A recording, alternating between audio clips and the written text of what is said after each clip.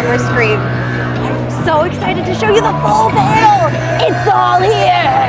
Woo, full panel.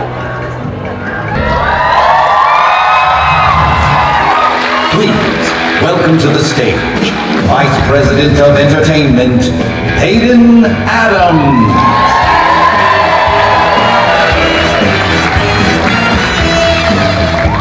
What's up, everybody? Well, hey, thanks for having us. Let's get going. Well, let's welcome out Christopher Dove, Gus Kruger, Austin Murphy, and John Astor.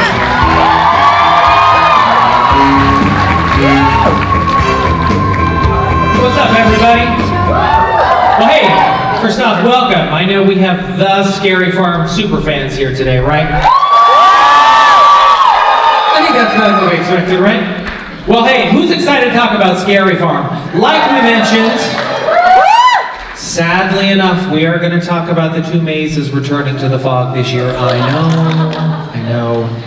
But as with tradition, you know, that's what we do. I do want to take this opportunity to talk about each of them in a little greater detail with some of the nuances, some of the weird stories, and a lot of good stuff that I think you guys enjoy just as much as we do. And with that, let's kick this off by taking a look at the first maze returning to the fog this season.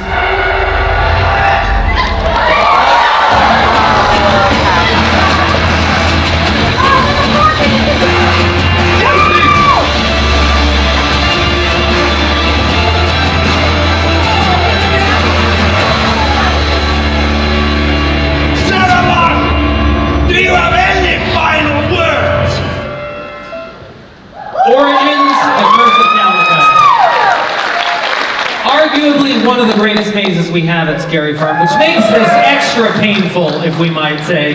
But you know, I really want to take this moment to talk about this maze. And let's start with Chris Doe.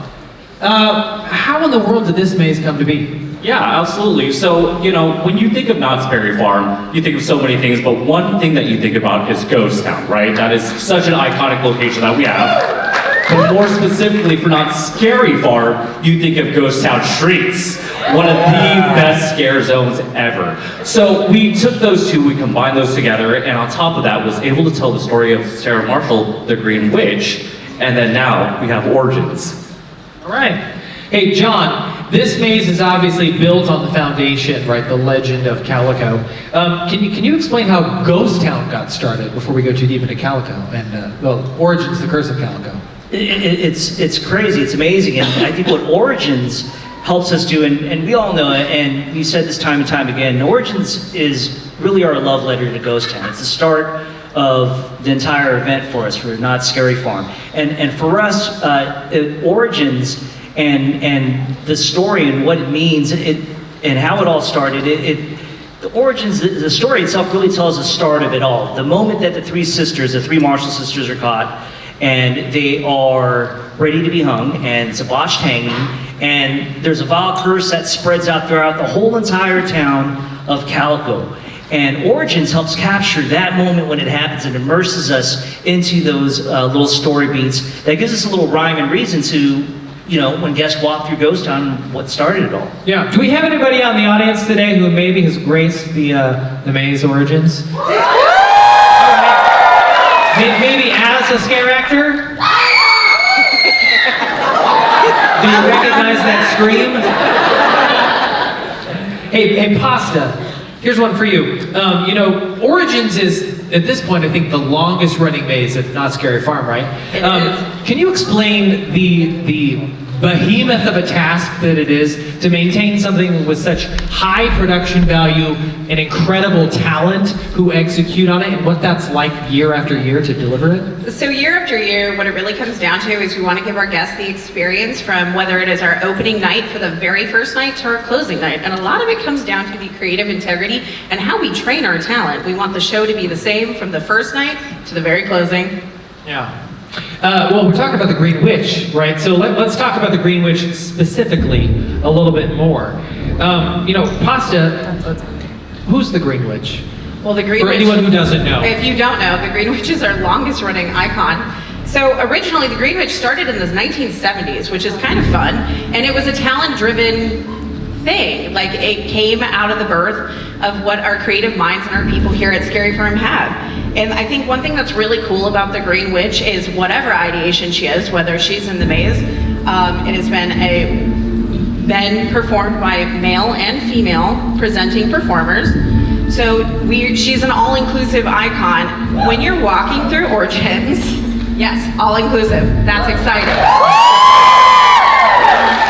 But one thing I want to take to note, when you are walking through Origins, you see the iteration of her. So it starts, if you look through the mirrors when you're walking through the maze, you'll see her transform into the version that is in the maze. But it is very different from the version outside of the maze. I think one of the things I love are hearing the stories about the different people who have portrayed the Green Witch over the years, and the level of sass or horror that comes to it, whether it was a male or female presenting individual, like some of my favorite stories. So, needless to say, I think we just love the Green Witch. We do love the Green Witch. Peyton, I love her so much. I have her tattooed on my leg. You do? Right there. Is anyone else out there that diehard? Just me? Okay. Well, not yet, right? Not yet. All right, okay. Well, outside of the Green Witch, there's a whole host of other characters in this maze, right? John, I would love for you to talk about kind of what it was like to navigate creating all of these iconic scenes in this maze. I think well, number one, I mean, there was a lot of fun that went into it. There was a lot of art, a lot of passion that went into creating each of these scenes. I think one of the beautiful things about this and the charm about this maze, especially on a scenic level, was that we were able to transport guests into this world of Calico. And you were able to see certain landmarks inside the maze that you might be familiar with if you've ever been to Knott's Berry Farm. Places such as like the jailhouse, places just like the Haunted Shack, for those of you who are fans of our original Haunted Shack. We really take our guests back and really show what it was like before all of this happened. And navigating through it was fantastic because there was a nice little moment where we're able to throw in a whole ton of Easter eggs, and it was just awesome. I mean, hopefully you'll get a chance to see it this year when you go through it. Yeah, one thing I do love about this maze is where the story starts, right? It doesn't start just at the maze. So kind of talk about where the story of this actually starts from an experience standpoint. Sure. From an experience standpoint, I think one of the things that we always try to do is try to be the best storytellers that we can. And with this, we were always conscious and cognizant of the fact that, when guests approach any of our attractions, we're always looking for how can we immerse them into our storyline. Should it start as soon as they enter the maze, or can we start a little earlier? And so the beautiful thing about how Origins was created was that we're able to use our landscape, the existing landscape of Knott's Berry Farm from the Boot Hill Cemetery, and that's really where we take our guests through, and our story takes them and warms it up until the moment that they reach the gallows, where you have the mayor who's inciting everyone and making sure that they're, voting to get her hung, and the sisters, and it really raises that sense of anxiety. So by the time you go inside the maze and you're inside the courthouse, you're already committed, you're already immersed, you're already there in our storyline. Yeah, this maze has a lot of awesome characters, and I love looking up even at just some of this inspirational artwork. So I kind of wanted to hear, what's everybody's favorite character in this maze? Chris, what's your favorite character? It's actually who you see right now on screen. It's the Catawampus. So during our scare school, where we train all of our amazing talent monsters, I remember walking through the maze, and Catawampus, I know it's iconic. I've seen it outside inside Ghost Town as I'm going through. I see the Catawampus there, amazing. I'm 5'8", I'm a short king, and all of a sudden, this Catawampus on stilts stands up, and I just go there and I go, oh my goodness. It just towers over me. And the whole team looked at me like, oh, that's great. I was like, no, this is terrible. So that moment alone has made the Catawampus my favorite. All right. What about you, Gus? You've been a little silent so far, but to be fair, I haven't asked you a question. Hi, I'm Gus. I have a microphone. Well, I don't think the Haunted Shack counts as a character, but man, I love it being in there. In a way, it is his own character, but I love that little baby that's in the hotel. Anybody love the little demon baby? That baby is creepy. You're like the actual human characters, guess. Honestly, for me, it's just seeing all of the faces that are on our talent and on all the props, just seeing the sort of the trip down memory lane of all of those different faces that have inhabited Ghost Town for so many years from when I started. So there's too many to name. I don't have a particular one, but I love the vibe. Okay. Hey, Pasta, how about a second favorite? Oh no, a second. Well, clearly Greenwich first. The second one, I will have to agree with Chris on this one, would have to be the Cattywampus, because there's a really fun story that I'm actually going to let somebody else tell about that happened with the Cattywampus. John? just don't cuss, okay? I'll try my best. This is a very traumatic question. I love all our monsters, right? But a little story, and this true story. This did happen. So normally when Scurry Farm happens, Pasta and I, we switch gears, right? We're from the creative side to the operation side, but then when it comes down to the season, we're out there show directing our talent, supporting our shows and things of that sort. And so for myself, I do show checks in which I go throughout all the mazes constantly throughout the night. Same thing with the scare zones, and I do a show check to make sure, the quality of show is fantastic. And our cast is incredible, so incredible that as I was going through Origins, I think it's in its second year, right, Pasa? It was its second year. So I'm going through Origins, and mind you, when the talent sees any of us go through the maze, they try extra hard to scare the living daylights out of us. And so, I'm really easy to spot because I'm like the token bald guy in the crew, right? So my head shines, and it absolutely sucks the attention towards me, right? So I head over through, I'm going through the vortex, and I'm in the gallows, and lo and behold, there is this Groot-looking thing, right? And I am the short king. I am 5'7", not 5'8", so he towers over me, and I didn't see him. I knew he was coming in for the scare, and the Cattywampus straight goes in for a lunge. And when he goes in for the lunge, forget that they have this big, huge mask, right?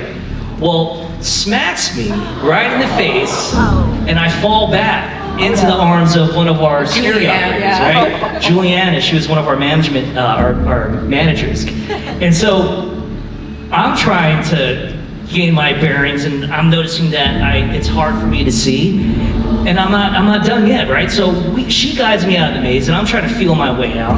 We're outside at the exit of the maze, and I realize that Cattywampus knocked out my contact lenses. And so I'm blind as a bat, right? You put me on glasses, you could, raise it up to the sun and burn ants on the floor. It's kind of one of those things, right? So I'm calling Pasta. We can't get a hold of her. Her and I are usually stuck at the hip during the event.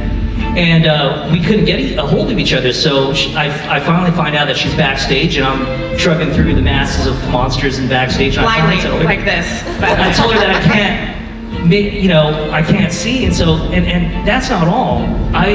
I'm like, hey, you know what? I have to go home and get my glasses. So John literally has to leave. Comes up to me looking like a pirate backstage, and he's like, the Cattywampus just kicked my butt. I have to go home. And that will always be a moment I will never forget about Origins. No, absolutely. And the funny thing is, it doesn't stop there. As I was driving home, I'm at the exit, and I'm trying to clear my eyes like this, and lo and behold, as I'm clearing my eyes and doing this, I turn to my side, and there's this lovely older lady who looks at me and winks back at me. So I'm like, I love the Cattywampus, and that will be forever the day that I'll always remember, because it's the day that the Cattywampus whooped John's ass. Yeah, it did. I have one last question on that. Did someone give that talent an appreciation card? Absolutely. 100%. Man.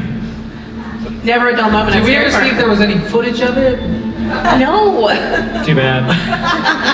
Well, this maze is full of incredible detail, rich history, but it's also got some pretty incredible effects. So, John, I'd love for you to talk about this scene specifically there, right? That's the second final scene, right? Yeah, absolutely. This is, it's incredible. This is the witch's lair. This is where we get a chance to get this build-up and this crescendo in the story as you enter the maze. You see these video portraits of her transforming from Sarah Marshall to this incarnation or this iteration of the Green Witch. And when you reach this spot right here, it's like the pinnacle of where you see her as this omnipotent being of enrage and power, and she's flying over us. And so this is the moment where, and generally we have high flyers all the time in our mazes, right? We have stunts, but this is the one that totally pulls your attention, because for the first time you see her from the start of the maze really embracing her power. And so she's flying around us, and it's insane. Yeah, awesome. She's peak right here, literally.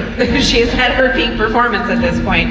And it was really cool to see her come to life, because as for those of you who've walked through Origins, watching her fly above your head is truly one of, it's right up there with, you know, Emily bursting through Paranormal. It's a truly iconic moment. Okay.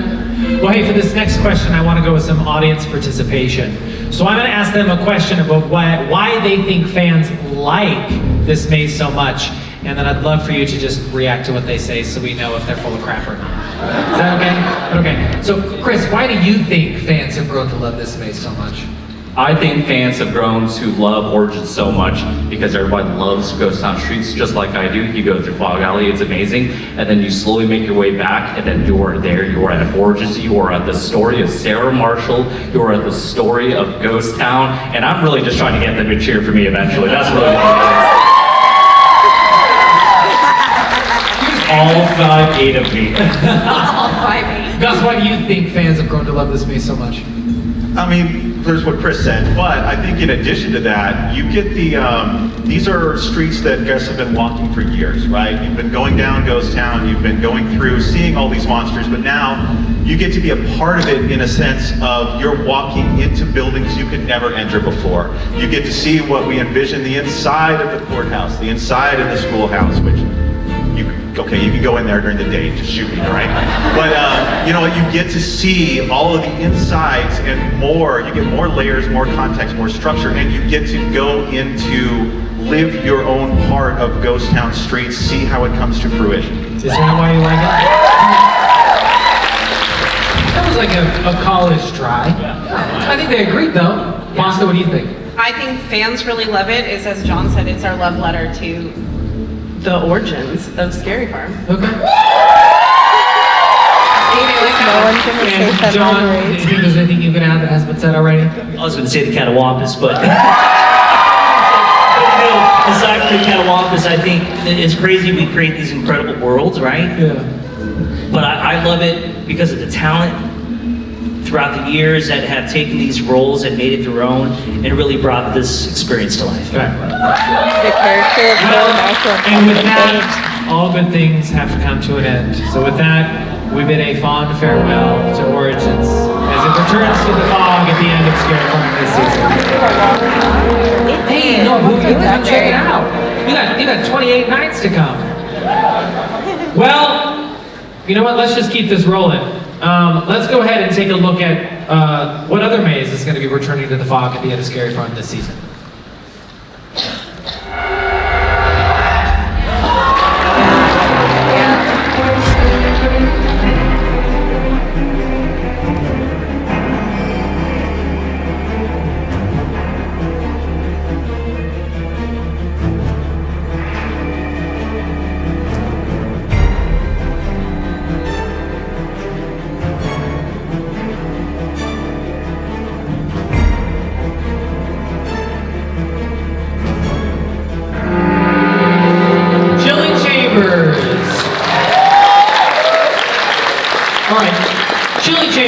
Was created to celebrate with the 50th anniversary of Knott's Scary Farm, as noted in this logo here. You know, Gus, why don't you take us through how, for the 50th, this maze came to be? Well, I think when we were planning the 50th of Knott's Scary Farm, there was just no question that we wanted a maze that paid tribute to all of it, just in the same way that Origins paid tribute to Ghost Town and its history. I couldn't imagine a 50th at Scary Farm without some sort of anthology that celebrated so many classic mazes. It just didn't seem like something that was, not doing it was not an option. Right. I mean, and it was also the first maze, right? Oh, that's right. Yeah, the Chilling Chambers actually the name comes from the 10 Chilling Chambers, which was the original Scary Farm maze, the first one way back. I'm not the historian, I can't tell you the year, but this maze going to the Chilling Chambers is a throwback to 10 Chilling Chambers, which was our first maze ever. 1977, right? Yeah. Well, you know what? This maze is really. Hey, it's all good. I got you. I got you. Well, Chilling Chambers, it's a celebration of Knott's Scary Farm, right?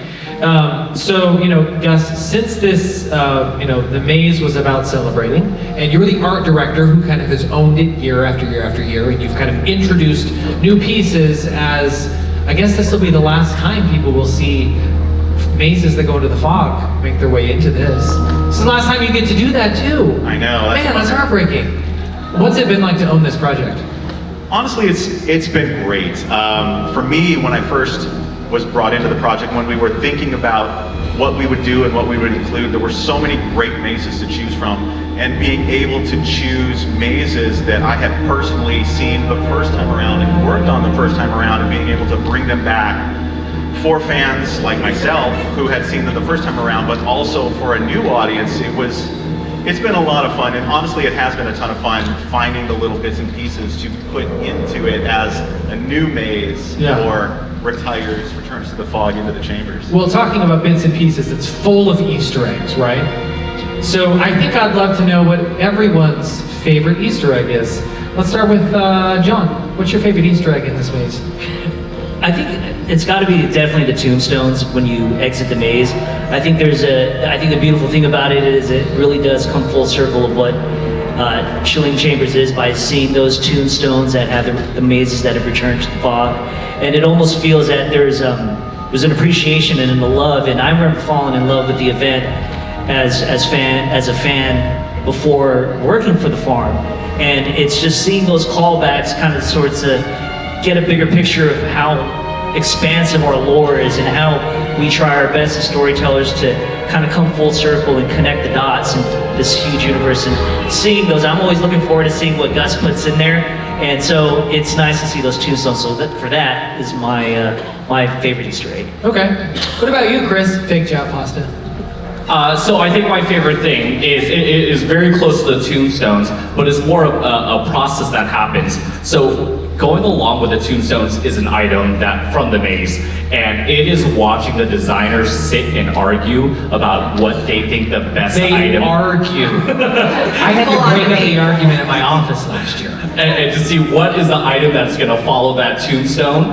It feels like a March Madness bracket that I'm looking at as they figure out what their favorite item is. And I remember Gus saying, hey, I'm going to put this in, but can I take the robot home? I said, no, you cannot take the robot home. Whether or not you listen is another story. But I really enjoy every piece of memorabilia that comes with the tombstone. So that's my favorite. What about you, Boston? I changed my answer from earlier. Oh. I think it actually has to be the sum of the graffiti and some of the phrases that's in the asylum. As a fellow inmate from Mangler's Asylum who used to work in that maze,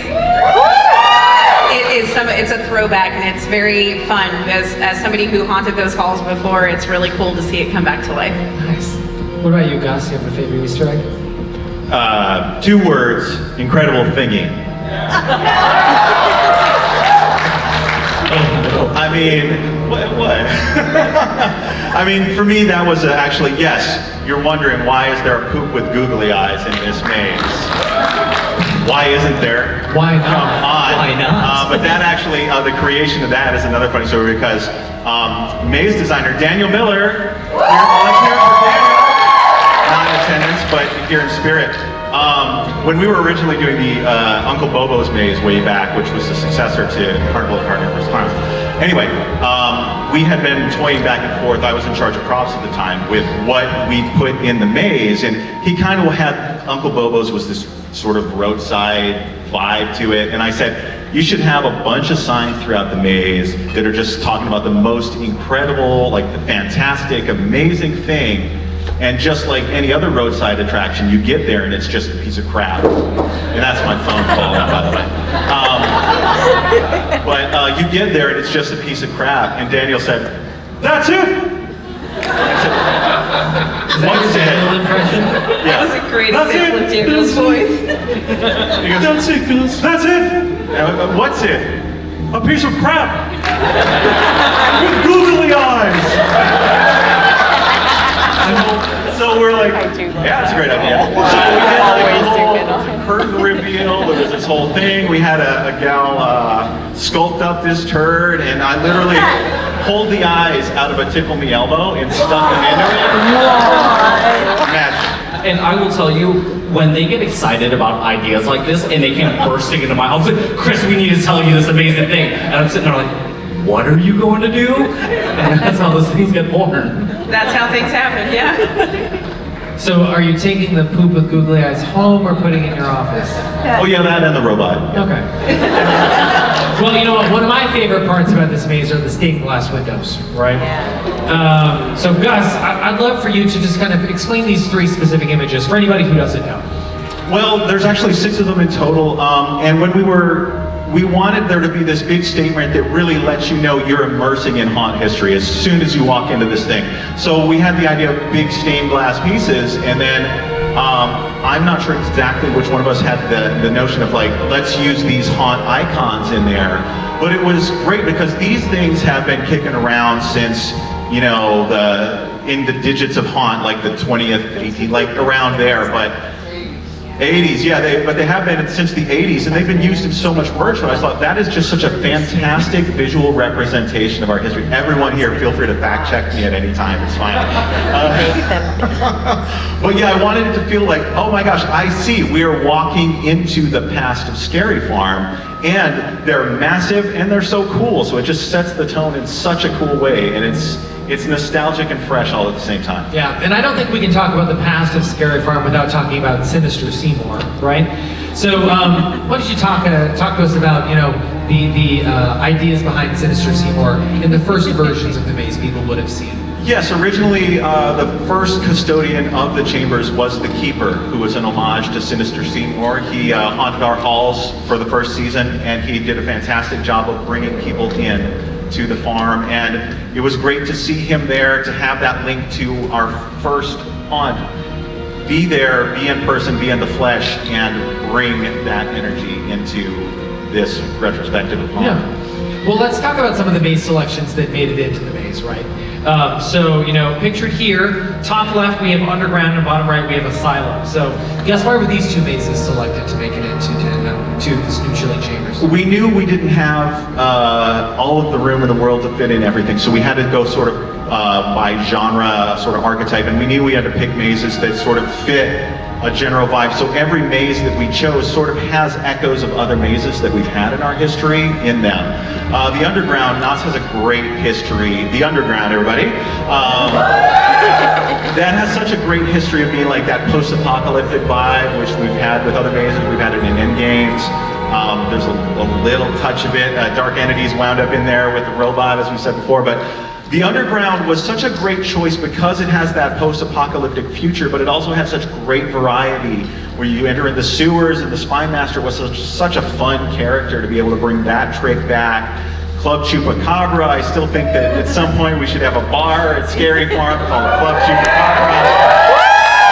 So it was That's a great idea. Yeah, I love it. Is that a pitch? That was a pitch. That was a pitch. That was totally a pitch. We're testing it as our test audience. I don't think there's a better audience, so like, I think that's what we should just do. We should pitch to you the season before. But yeah, so the Underground was our choice for that post-apocalyptic vibe, and the Asylum, what can you say about it? Like, if there's 2 mazes, oh come on, you can do better for the Asylum. We got hooting and hollering from one person over here. But yeah, the Asylum, another Daniel Miller creation. Daniel told me if I mentioned him twice, he'd buy me lunch. It is really in the group chat. 11:24 a.m.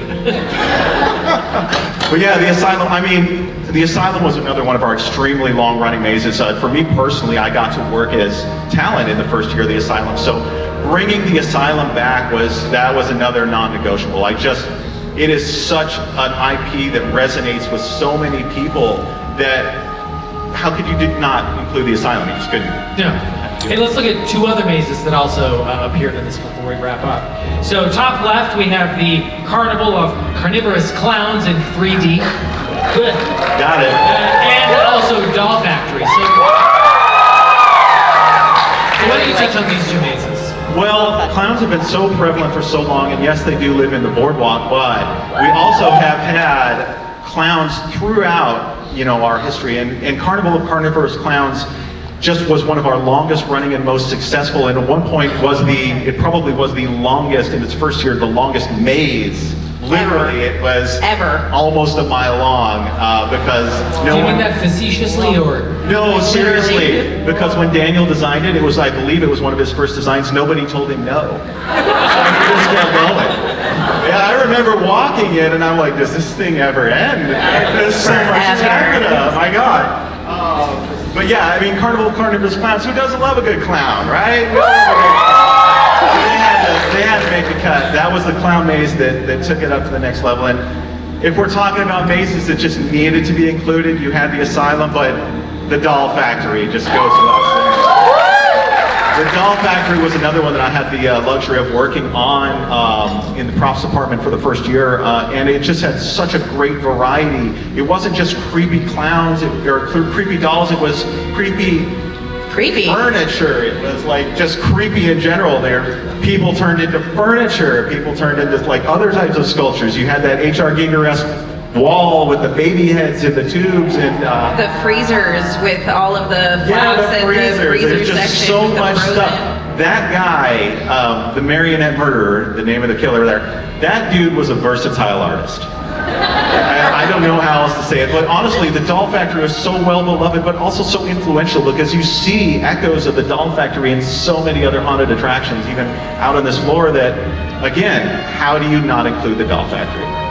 Well, and with that, let's hear it. Well, with that, we bid a very mournfully farewell to Chilling Chambers at the end of this Scary Farm season. But don't worry, you can still check it out one more time this year. All right. I mean, like, that's normally all we do, right? Like, that's all this panel is? Yeah, I think that's We've got so much time left. I think that, oh man. I think that's usually what we do. I think And they're all looking at us? Here, well, with all these people here, like, are we... I mean, should we, wait, Chris, I mean, should we reveal something? I mean, we normally don't do that. Right? All right, let's do it. So, Carnival. Yes. I think I'm listening. you probably all noticed that we chose to bring Carnival back to Midsummer Scream again this year, right? We did that last year. Yeah. Why would we do that again this year? Look, I could probably drone on about it, but how about we just toss it over to a little preview for you?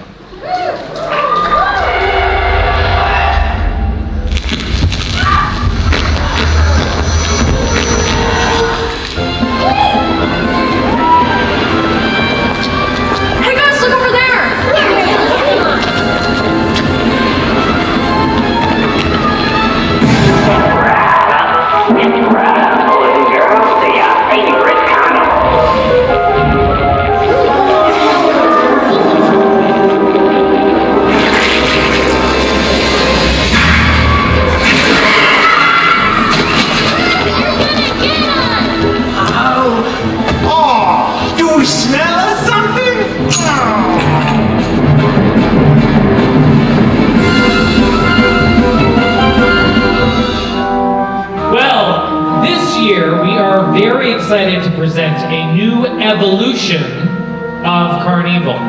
With the departure of Mesmer last year, which I think broke everybody's heart, right? Everybody loved Mesmer. Well, we're very excited for this new evolution that is going to merge the universe of Mesmer and all the things we love about Carnival, specifically with the goal of putting the evil back into Carnival. So, hey guys, we really don't need to show more than that. I don't think we need. I think maybe just a little bit. All right. Hey, Gus and John, why don't you guys give us an overview of this new cast of characters? How about that? Well, what we wanted to do was bring the sideshow back to Carnival, and really what better way to do that than the master of the sideshows at Knott's Scary Farm, our own Midsummer. So we are very happy to be able to reinvigorate and evolve Carnival to once again come back to a 1920s aesthetic, a 1920s vibe, bring in the sideshow, bring in some clowns with a real grit and horror to it and all of the other elements to that, and just bring you a fresh take on Carnival without losing so many of the clowns and things that you love. John, you did a lot of the character design work. Kind of talk to us about what it was like to work on that project with Gus. It was wonderful, and I think working on character designs has always been one of my biggest and best passions, and just drawing it out and just being a nerd, right? Going back to the comic book days and really getting into kind of what makes it tick. And I think working with Gus was really nice because we had a chance to sort of take and look at what was successful for us and challenge ourselves with trying something new, but also understand that as we look at our just the zone and how things sort of evolve and the talent, the incredible talent that we have, designing these characters was really nice, and going with Gus's vision on almost like a Dust Bowl kind of approach to it, similar to what we've done before. What can we do to try to make this world believable? And one of the things that when I was illustrating and designing these characters was to try to sort of, I looked at different colors and looked at the vibrancy and muted some of the colors, but also wanted to look at just the characters themselves with Gus. And as we were looking through the characters, what some of the things that really interested us and was always strong with all of our performers in our street zones is just their levels of interaction and the ownership that they take with their characters and even with new characters. With these characters, we wanted to give them a story and a backdrop that they can all follow, with foundations that allow them to grow these characters into the story. And a lot of these characters are fantastic as standalones, but there's something sinister, something very unsettling about them, and even something more tragic and scary and evil when they all come together. Yeah. Well, you know, we actually brought a few of them with us today, so I think we did. why don't we bring them out? How about that?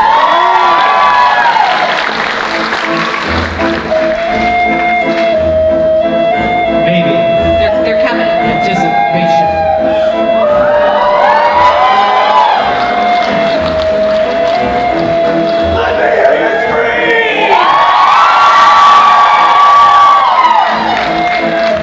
Well, hey Gus, why don't you kind of talk us through some of these characters? Let's start with the barker down here, stage right. Well, we've got a barker over here on stage right, don't we? This fella right here is the one that is here to get everybody off their guard, bringing in classic Carnival barker who's here to get you hyped up, get you ready, and also get you a little bit, get yourself, your sense of safety down so that we and the other clowns at Carnival, we can fleece you for all you've got, maybe even your skin. All right, well, how about everybody's favorite here, Senator Midsummer? How could we lose Midsummer? Why would we lose Midsummer? We wouldn't want to do that. Midsummer, as you remember at the end of his maze, had fallen into his own hypnosis in the Red Room, and as a result of that, he has lost the ability to control beyond death. Destitute, sad, he's bummed out, he doesn't get to kill people and just keep them alive anymore. What a bummer! So, he found his way to this traveling circus, very coincidentally called Carnival, that he was able to infiltrate, hypnotize the ringmaster and the others in there, bring along a sideshow, and now he's working to regain his mojo and keep doing the things he loves. All right, and how about here, stage left? Talk to us about the Clown Maker. Our leading lady. Well, the Clown Maker. The Clown Maker is our new queen of the clowns. She is the one who is in charge of all of the clowns on the boardwalk, working very closely with Midsummer himself. She has a little bit of a condition, you notice, but what she likes to do is cover it up with the most precious, cleanest skin from our very very unfortunate guests that happen to have the best complexion. She'll look for them, she'll skin them, and you just might be your new mask. So maybe give up on the skincare regimen a little bit if you get near her. Gross. I know, just a little bit. She also does have her own little troupe of sort of her hierarchy, her grotesquerie, which is her hand-picked top clowns that she has carved the clown designs into their faces to note them as one of her chosen few. In addition to them, she still has the rest of the menagerie of the sideshow and the clowns thereabouts under her control. Yeah. Well, look, we're very excited for all of you to come out and see the reinvigorated Carnival, but for now, let's give it up for these three, please.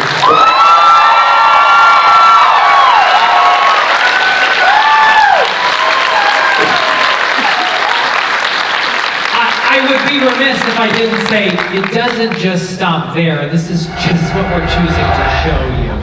So, yeah, I guess I think that's like all we want to wait for. What is this? Oh.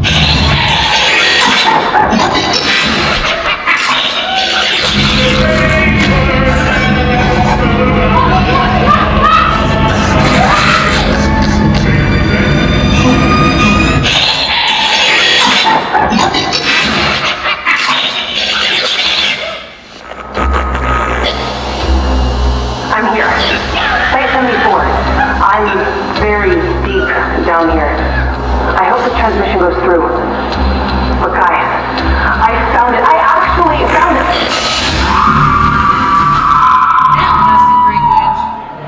Creatures of the night, thanks so much for joining us for the Not Scary Farm panel at Midsummer Scream 2026. Please like, subscribe, hit the bell, let us know what you're most excited for at Knott's this year. I don't know yet. I think Midsummer and Carnival coming together, I think that is so exciting and I can't wait to see it.